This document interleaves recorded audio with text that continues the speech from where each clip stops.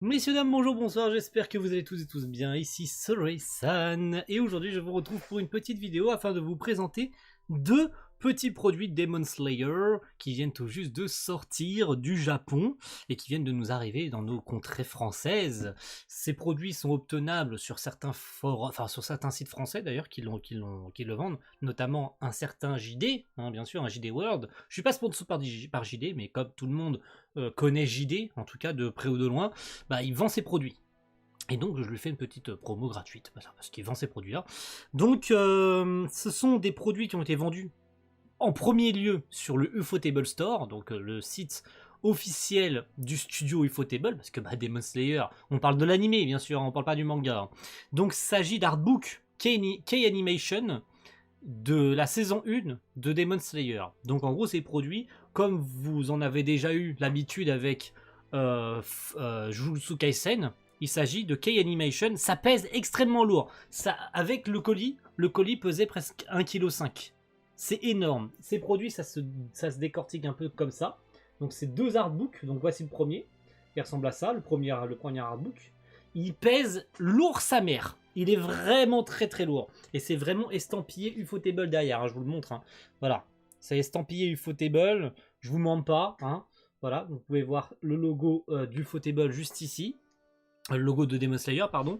Et le deuxième artbook, il est juste ici. Voilà. Donc je dézoome un peu. Voilà, il est un peu comme ça. Et derrière, c'est un peu pareil. C'est estampillé de cette façon. Ça fait un contre-jour un peu bizarre avec la cam. Je suis vraiment désolé. Donc je vais vous montrer rapido sans ce qu'il y a à l'intérieur parce que vous connaissez Demon Slayer hein, de toute façon. Donc ça retrace tous les événements de la saison 1. Donc je trouve ça intéressant comme produit. De toute façon, vous connaissez maintenant les K-Animation, hein, c'est pas nouveau. Et ces produits, du coup, je pensais pas qu'on pourrait les avoir. Donc ça retrace tout le début de la saison. Donc là, en premier lieu, bah évidemment le début avec Tanjiro, quand il rencontre Ukodaki, qui va s'entraîner, qui passe l'examen, qu'il devient évidemment un chasseur de démons, hein, en s'entraînant pendant, il me semble, une année ou deux dans la forêt face aux cailloux avec Sabito, et enfin surtout avec Sabito d'ailleurs, et Makomo, il me semble, Makomo, je sais plus exactement. Et du coup il s'entraîne avec principalement Sabito, et qu'il arrive à lui découper le masque. Hein. Il arrive à découper le masque, donc voici le petit passage assez connu où il découpe le masque de Sabito. Voilà, ça se présente un peu de cette manière. Donc c'est découpé exactement de la même façon qu'un artbook de Jujutsu, où on a peut-être, je pense au début ou à la fin, les animateurs, parce que on nous avait habitué avec Jujutsu d'avoir en caractère latin le nom des animateurs. En plus là, sur chaque cut, on a le numéro C227B, donc c'est le cut 267, pardon, C267B, donc c'est le cut 267B, hein, tout simplement. Donc on a peut-être le 267A quelque part, donc ça c'est peut-être l'animation, l'animation clé, hein, la B, peut-être que c'est l'animation clé. Donc on en a plusieurs types. On a le passage de la sélection où bah, évidemment Tanjiro il pète la gueule au démon. Juste ici, voilà, il pète la gueule au démon. Très sympathique. Je vous passe des petits moments rapides. Hein. Voilà, il pète la gueule au démon, c'est juste ici. Voilà, je vous le montre en cam. Voilà, il pète la gueule au démon, c'est très sympa. Donc de voir le boulot produit par Ufotable, bah, c'est aussi jouissif que de regarder un artbook de Jujutsu Kaisen. Hein. Hein, ça procure exactement la même sensation. Il obtient son petit sabre, on a l'habitude. Bon, Nezuko se retrouve malheureusement endormi pendant, il me semble, 2 ans, hein, il me semble. Et on a sa toute première mission où il affronte ses tout premiers démons. Hein, il affronte ses tout premiers démons au-delà de la sélection. Donc on va passer rapidos hein, à la rencontre avec Zenitsu et Inosuke, c'est-à-dire pendant l'arc avec le démon tambour là dans la maison. Hein, dans la maison où ils se retrouvent tous bloqués. La première apparition, le premier combat de Nezuko, hein, d'ailleurs, voilà, c'est ici. Qu'est-ce que c'est bien représenté? Le premier combat de Nezuko pour protéger les humains.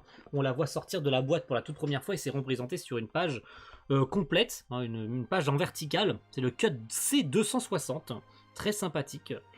Et on va passer, donc je vous l'ai dit, à la rencontre avec Zenitsu qu'on devrait peut-être pas tarder à rencontrer. Bon, on a la rencontre déjà avec Tamayo et Yoshihiro. Hein. Du coup, forcément, hein, la rencontre avec Tamayo et Yushiro, Yushiro qui dit hey, celle-là avec ses yeux de merlan frit et tout en parlant de Nezuko, et du coup, bah, t'as Tanjiro qui pète un petit peu son câble et qui dit tu parles de Nezuko là, vraiment. Regarde-la bien, c'est une jeune fille très jolie, d'où tu parles de Nezuko, mec. Voilà, vous connaissez. La rencontre avec Tamayo, bien sûr.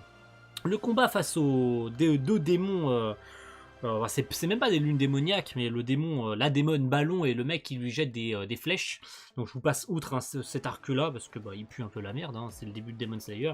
Et plus particulièrement, le début de tout ce qui va mener à la quête d'obtenir le fameux le sang des lunes démoniaques pour concevoir un remède pour permettre à Nezuko, et même peut-être à d'autres démons, de redevenir humains. Hein, parce que c'est la quête principale enfin, c'est la quête même secondaire, parce que c'est même pas, ça fait partie de la quête principale, mais c'est secondaire pour Tanjiro. Donc je vous passe un petit peu outre ce passage-là, et on va passer à la rencontre avec Zenitsu, hein, voilà, avec le cut assez connu finalement, où t'as Tanjiro qui le regarde de travers, voilà.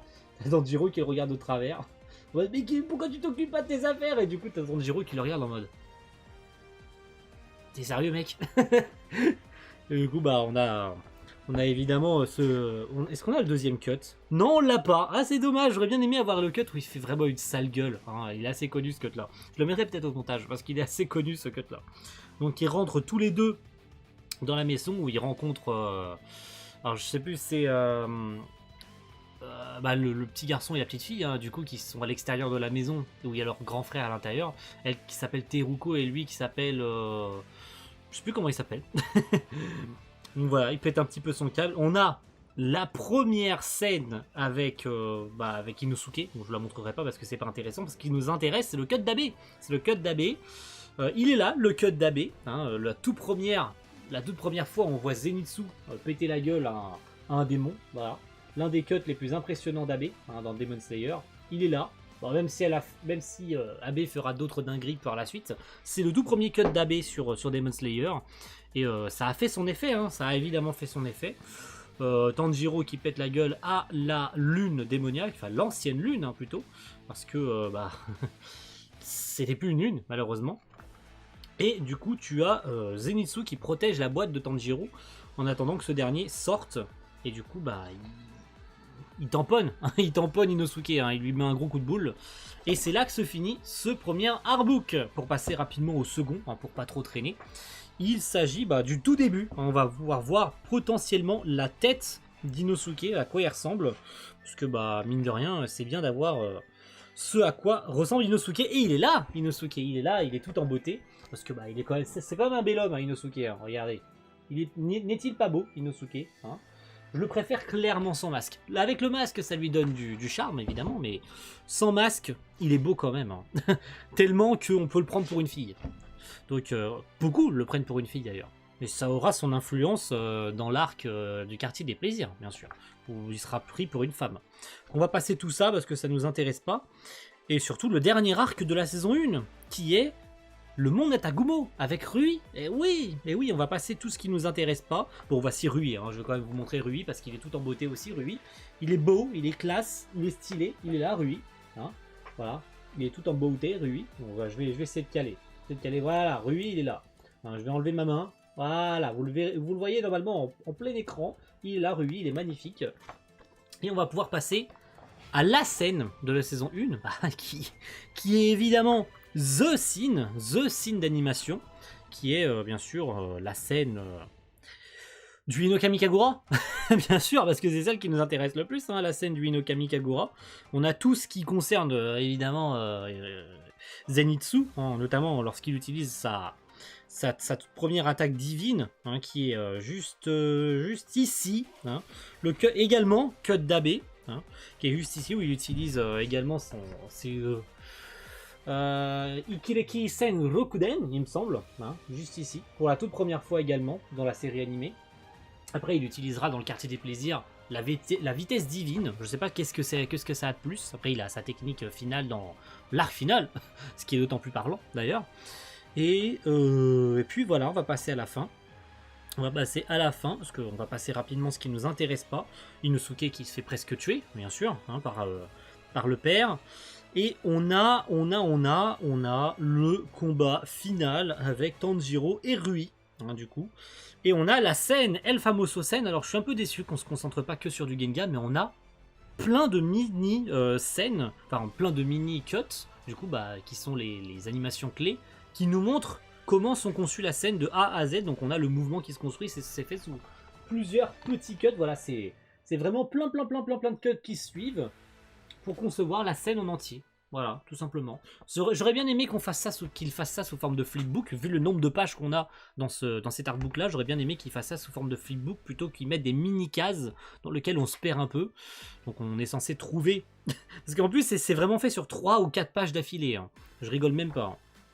Et on a du coup Tanjiro Nezuko qui intervient, Tanjiro qui lui coupe la tête. Et puis voilà, hein, voilà Tanjiro qui lui coupe la tête. Et puis c'est très stylé sa mère, hein, voilà, c'est très stylé sa mère, il n'y a plus rien à dire. Pour finir, pour vous rincer l'œil, je vais vous présenter les piliers, hein, parce que tant qu'à faire, les piliers, ça vous intéresse, n'est-ce pas les piliers, hein? Parce que voir Rui se faire péter la gueule, on s'en fout, hein, ça nous intéresse pas. Nous tout ce qu'on veut, c'est surtout voir Nezuko fuir, au pire, Nezuko qui fuit Kanao, pourquoi pas? Ça intéresse quand même des gens, hein, Nezuko qui fuit Kanao, hein, en mode elle est devenue toute petite. Et du coup tu vois Nezuko qui est devenu un mème aujourd'hui, qui l'est toujours, ce fameux mème où elle devient toute petite et où tu la vois courir pour échapper à Kanao, c'est très drôle. Et puis la discussion interminable entre Shinobu et notre pilier de l'eau, hein, Tomioka Gyu évidemment. Donc, nos piliers, ils sont là, ils sont classe, ils sont beaux. On a Mitsuri Kanroji, on a l'autre enculé, là, j'ai plus son nom parce que je m'en bats les couilles. Les piliers, ils sont presque là et ils vont être présentés rapidos. Et attention, ils sont presque là, les piliers, messieurs, dames. Voilà, ils arrivent, ils prennent leur temps et ils sont là, les piliers. Ils sont là, les piliers, un par un, et ça va être là pour finir la vidéo. Donc on a bien évidemment, mesdames et messieurs, Mitsuri Kanroji, Shinobu Kocho, Tengen Uzui et Rengoku Kyojuro. Et puis pour le reste, j'ai plus tous leurs noms de famille en tout cas. Donc on a pour finir les autres piliers, hein. Donc on a Muichiro Tokito, on a Gyomei Himejima, on a l'autre enculé avec ses serpents, j'ai plus son nom, et puis au-dessus, le pilier du vent, j'ai plus son nom, voilà, je suis désolé. Parce qu'il a un nom de famille en plus extrêmement compliqué, donc j'ai absolument plus son nom. Et puis on a évidemment Tomioka, hein, je vous montrerai pas Tomioka parce que tout le monde l'a vu. Et on a Oyakata-sama, bien sûr, Oyakata-sama, bon allez, je suis gentil, je vais vous les montrer quand même parce que ça se fait pas.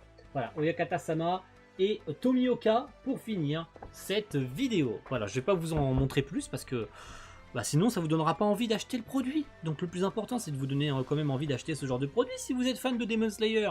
Donc je vous invite mes amis à aller peut-être en description si j'aurais mis un lien ou pas, si j'oublie pas, hein, le temps que je sorte cette vidéo, parce qu'elle sortira peut-être en fin du mois au début du mois de mars, hein, je pense, parce que j'ai trop de vidéos à vous sortir, avec le let's play d'Eden Zero qui va commencer en parallèle, ça va être compliqué. Donc merci à tous d'avoir suivi cette vidéo, j'espère qu'elle vous aura plu, et rendez-vous très vite pour de nouveaux déballages de contenu, peut-être pas des artbooks, peut-être d'autres trucs, je sais pas, peut-être le fameux Blu-ray qui me reste de Mushoku Tensei, ou d'autres trucs en rapport avec d'autres séries animées, peut-être pas du Shonen Jump, peut-être du Shonen Mag, qui sait. Voilà, des produits qui vont arriver en tout cas. Donc restez à l'écoute de tout ça, suivez les vidéos, activez la cloche, abonnez-vous pour d'autres contenus, et quant à nous, on se retrouve très vite pour de prochaines vidéos. A plus tout le monde, ciao, bye.